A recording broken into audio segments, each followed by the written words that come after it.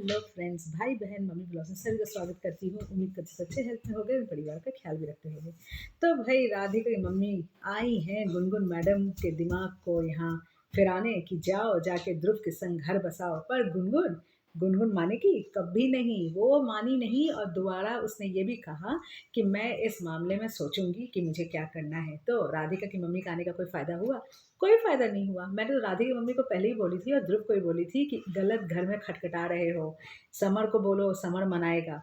पर नहीं, कोई सुना ही नहीं। दूसरी बात ये है गुनगुन मैडम, जो आप अपने मुंह से बोल रही हैं मधुर शब्द कि मैं माँ बेटे को अलग नहीं करना चाहती हूँ, माँ की बद्दुआ नहीं लेना चाहती हूँ, तो वो दिन भूल गई हो जब समर की माँ को बैग पैक करके घर से बाहर निकाल रही थी?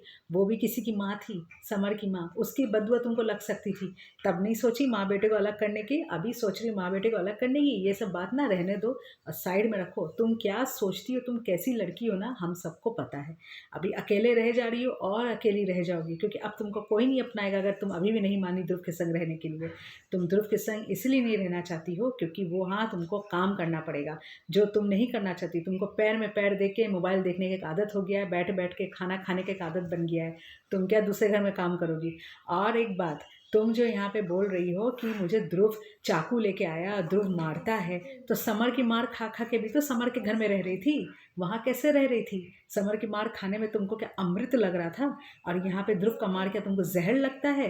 तुम जैसी लड़की लोग को तो कोड़े बरसाने चाहिए। तुमको तो समर मारता था वही तुम्हारे लिए ठीक था। तुमको तो कान पकड़ के बालों को घसीट के मारना चाहिए। कैसी लड़की हो तुम? इतना अच्छा लड़का ध्रुव मिल रहा है तुमको, तुमको क्या चाकू से? और वो चाकू तुम्हारे लिए लेके नहीं आया था, वो चाकू तुम्हारे बूढ़े पापा के लिए लेके आया था कि उनको दिखाएगा कि लो टकले, देख लो, तुम मेरी बेटी, तुम मेरी बीवी को घर से लेके आए हो ना, जबकि तुम्हारे पापा उसको घर से लेके नहीं आए थे, तुमको घर से लेके आए थे वो समर की मम्मी। तो यहाँ पे तो ध्रुव को तो सही बात पता नहीं है, वो तो अभी भी सोच रहा है कि तुम्हारे पापा लेके आए हैं। और यहाँ पे तुम भी राधे की मम्मी को कहानी सुना रही हो कि मेरे पापा मुझे लेके आए हैं। लेके तो समर की मम्मी तुमको ध्रुव के घर से आई थी।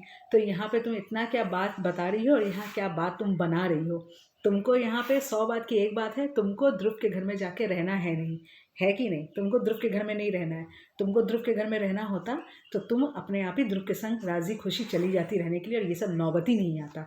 नहीं मानती हो, इसलिए वो लड़का बिगड़ रहा है, वो लड़का अपना मेंटल बैलेंस खो के ये सब काम करने लगता है। नहीं तो ध्रुव ऐसा लड़का नहीं है, लाख गुना अच्छा है, बेटर लड़का है समर से। समझी कि नहीं गुनगुन? और तुम्हारी जैसे लड़की को ये लड़का मिल रहा है, बहुत बड़ी बात है। तुम्हारी जैसे लड़की को तो ऐसा लड़का मिलना ही नहीं चाहिए। तो चलिए फ्रेंड्स, देखते हैं क्या होता है। यहाँ पे तो राधिका की मम्मी का कोई फ़ायदा हुआ नहीं आने का। और अब देखते हैं कि गुनगुन मैडम अपने दिमाग की बत्ती को जलाती है कि नहीं, और मानती है कि नहीं। और नहीं मानेगी तो ऐसे ही पड़ी रहेगी अपने पापा घर में।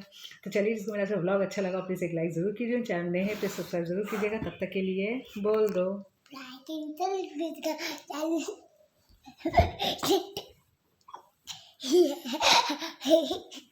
बोलो बोलो, कब से बेचारा वेट कर रहा है। किसी का सलाम बेटा किए, बाय बाय।